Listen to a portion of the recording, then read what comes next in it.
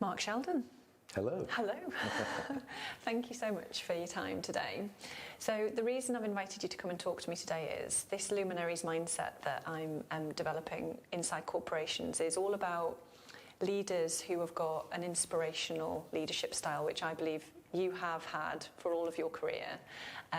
Previously, you were in the corporate space like me, and now you've set up your own business and you're now leading your own business really successfully. So I wanted to tap into your wisdom around inspirational leadership and what are some of the qualities that you think leaders should have and bring to their leadership style to make other people inspired, inspire themselves. So just talk to me about your leadership style and the qualities that you bring. I'm going to change it around slightly. Go for it.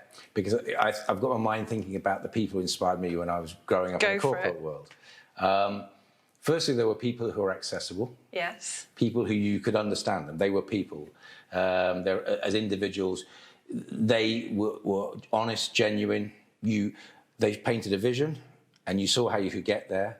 So there was a connection between the vision, them, and yourself, and you felt that you wanted to be part of it. Yeah. You wanted to follow.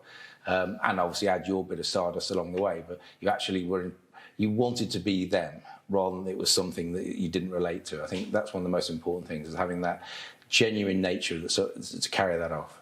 And what difference did it make working for people like that? Trust. Mm. I wanted to do better for them. You always take pride in what you're about to deliver, what you want to achieve yourself. But praise, you seek praise, you want recognition, and you want it from the right people. Mm. And did it make a difference to the performance of you and the teams around you? And yeah, absolutely, because you trusted their opinion, and you also thought things were achievable because they believed they were achievable, and they gave you the confidence in yourself to deliver. So what characteristics did these leaders have? If you were to describe them in sort of personality traits, how would you describe them? I think that ultimately, they were very down-to-earth, honest people. Yeah. So they were genuine. The people you would want to have, okay, right phrase, wrong words, share a drink with. Yeah. You'd want to socialise in a sense where you'd want to pick their brains. They have the knowledge and experience.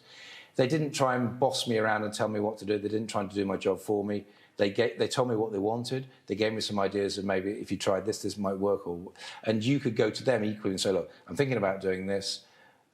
If I did this, and they would go, that sounds great, but have you thought about that might be the outcome? And they'd give you use your grey matter to digest information, and equally their passion and knowledge, and that got me to the places I wanted to go to. So was there any particular moment in your career where you realised, actually, I could be that?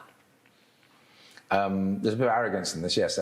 But straight away, really, after about 6 or 9 months, I was going, I can see my direction, why can't I do that job? Great. And so where did that take you with that kind of mindset? I think it meant that they knew I had to show my commitment, I had to put the hours in, and they could see that I was making that commitment. You can't just want something, you've got to do something. Yeah. But equally, when the opportunity came along, the first promotional opportunity, I put my hand up, I relocated. The person who I'd aspired to be saw the potential in me and said, here's an opportunity, do you want to take it? And I went, where's that? All right, I'll go and find it. Yeah, I'll be there on Monday. And that was the way it worked. So it sounds like... I became a follower, I suppose, really, in a way. That's a good way of putting it, a follower. So it sounds like you were equally open-minded. The person that was leading you was quite open-minded, and you were being open-minded in your approach as well. Yeah, I don't think I had to be them. It was about, we had a shared goal, commitments that we wanted to achieve. And so within that, as long as we understood what it was we wanted to do, he, in this case, allowed me to be the person I wanted to be while delivering those things. Great. And why is that important? Why is it important that we can be who we want to be? If you go back to the leadership thing and the honesty, I respected them because I think that they were the people, they were genuine, they were honest, they were the person they really were. You can tell when somebody's not being truthful. Yes. People can read it, can't they? Yeah. It's okay, they can act it out in a certain environment. There's nothing wrong with that. That's unfortunate. We all act to some extent. But the reality is your true values, your true spirit of you, people know that. Mm. So let's talk about big corporations, because we both had our fair experience of big corporations. And those are the companies that I'm now trying to work with and influence into this, having this mindset. Why should they do this? Why should they adopt a Luminary mindset?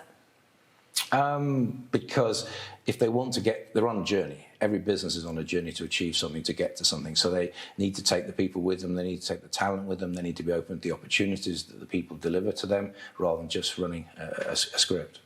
And why would having this kind of mindset help them do that? Because it would inspire the people working for them to actually to be the people they want them to be.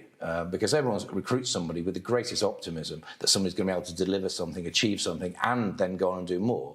That's what you want them to do. You've got a responsibility as a business to set them up and give them the tools to do it, but that person is going to be the achiever at the end of the day. Absolutely. So say you're talking to a CEO of a large recruitment agency, just say, and you were advising them on how to inspire their people.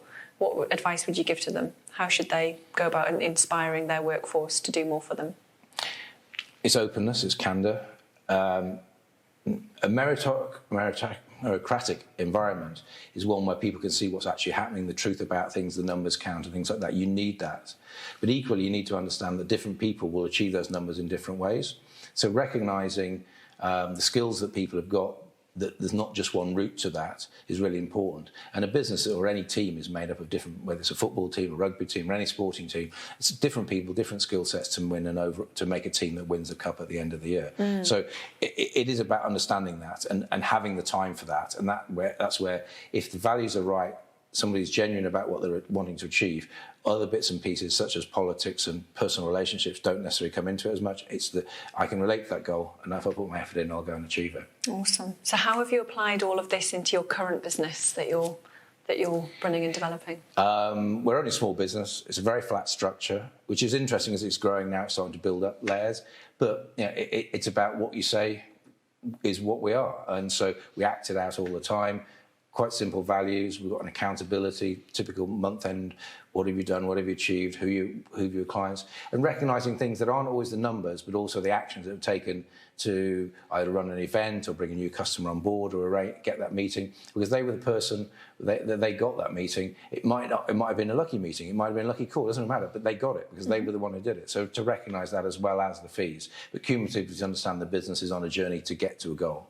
Even the large businesses, like you say, they're still on a journey, aren't they? 100%, yeah. And I think sometimes it's very hard to see it from a big macro perspective as a large business. If you break it down into the individual teams and the divisions and the offices or whatever it might be, that's where you can get some real granularity. You can really get into the emotion of those teams and motivate. And that's why you'll have teams performing at different levels. The leadership of those individual teams, let alone the senior leadership, will actually be driving them a lot. The effect of a good manager is fantastic. It is huge on any business. Definitely. So we've been doing seminars together where we've been inviting your client base to come and hear about emotional intelligence, which is what we're really talking about here. It's the emotional intelligence of an organisation and how, and relationships, which I know is a key part of your brand at Savant. Absolutely. So, it's a network. Yeah. Exactly. So talk to me about why it's important that corporations grasp onto emotional intelligence a bit more and see it as an asset. Well, I think feeding back from your seminars, in the sense that it's a tool. It's part of your brain that you use more and more as you get older. You have more and more experience. You give yourself more experiences, and hopefully you learn from them to sometimes do things better in the same situation again in the future. So, in theory, if there's only so much capacity any one person has. You can only do so much at one time. So you're trying to do it better and be more influential or get better results out of it. So, in that sense, somebody who's got emotional intelligence will make the most of the opportunity around them because they'll use the people around them, their customers, their clients, internally, externally. They will recognise the people involved in that process and hopefully use that as well as whatever product or sales the organisation might have, product or sales service that organisation has, that they can achieve. They'll raise the sales by bringing the people on board with the journey. Definitely. And talk to me about your attitude towards relationships, because it's from my perspective, it's absolutely one of your critical success factors at Savant. You're just so good at relationships. How do you make sure that everybody at your company is so good at relationships? I think they see everyone else in the business doing it. So if somebody new comes in, we've had 2 or 3 people join in the last 2 or 3 months. And so there's an expectation. This is what I'm expecting you to do, to have that level of relationship.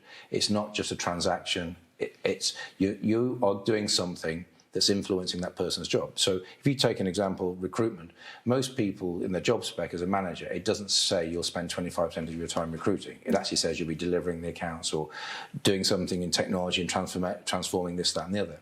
So when it actually comes back to it, if you do that job well, you're delivering a service to them that's actually allowing them to do their job better. Forget the money argument. So it becomes an emotional contract between you. So you want somebody to give you the commitment, that you will do a good job for them and trust in you, and then in return you have to do a good job for them. And the journey goes on, and that relationship starts maybe with one assignment, one piece of recruitment, but then continues a lifetime, because you've actually hopefully helped that person do their job better, find more time in their day, maybe spend more time with their family, have a more balanced relationship with whatever their colleagues, because they're achieving other things. So hopefully it becomes a win-win. And that starts from, most people come into our business have already got those skills. That's part of the interview process. But equally, going back when they're in the business, they see that as the method of operation. Yeah, got it.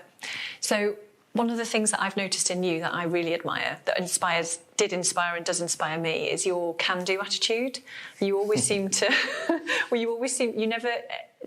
things are always possible for you. Absolutely. Yeah, talk to me about that, because it's unusual. Not everyone has this.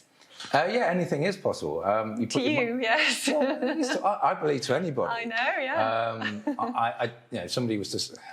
If I turned it around and said, if somebody said to me, oh, that can't be done, or I see the negative and they're blaming somebody else, or a scenario, I'm going, well, what are you going to do about it? It's your job to not job, but it might be a personal thing. It might say a work-related thing. So what are you going to do about it? If you want to achieve that, how are you going to get there? I think life offers everybody lots of opportunities. I respect through different things, it's not always available to everybody, but you can aspire to do what you want to do. You'll find a route to get there. Yeah. And so, every week or every month, I think things can get better, or I can do what I want to achieve. And I'm lucky, I've done a lot in my life, and I will hopefully continue to do that. And hopefully that inspires other people around me to think anything's possible. Because if you think that, well, if I set a target, or I say I want to go and do this, that it might not be something they necessarily relate to me, but if it's what I want to do, we should all be able to do that. And I actually respect people hugely who have achieved things, and it may not be things that I understand or really get, if that's the honest way to put it. But if they've achieved that, that's what they wanted. That's the huge respect. That achievement, or that commitment they made to get there, is what I respect. Amazing. So where do you get your energy from? I do a bit of exercise now. I think it's born with it. I think you just are energised by life, really. Yeah. Really? I know that, coming into London, it's funny, I used to commute into London quite a bit in a corporate career, and I found that there's a bit of drudgery with it, all that sort of stuff. Now I'm inspired to come back into London because I'm almost doing it for myself. It's my own business, but I'm here because I want to be here. Yeah. It's not just a literal journey. It's like, okay, you see people on the train, you start talking to people on the train. I enjoy my day. I'll try and make the most of it, every opportunity. Amazing. And how do you energise others? Because I've noticed you're really good at that as well. So I think it's... I think I rely on others to do it. It's not just down to me. It's the atmosphere of the team. It's the other people. And sometimes I can be very focused, and actually I can be single-minded in the sense I'm doing something, I focus. But that's one of the things, the way I have other time to do other things and be more relaxed. So I think it is a balance. I think it's the whole team. It's having this honesty in the team about what we're trying to do, what we're trying to achieve. You then become less fearful of somebody not doing what they're meant to do at that particular minute of the day or that half an hour. If you know the collective goal is this is what we're trying to achieve, because a team will manage themselves. You'll set the goals, you set the aspirations, but the team will administer the management it needs itself.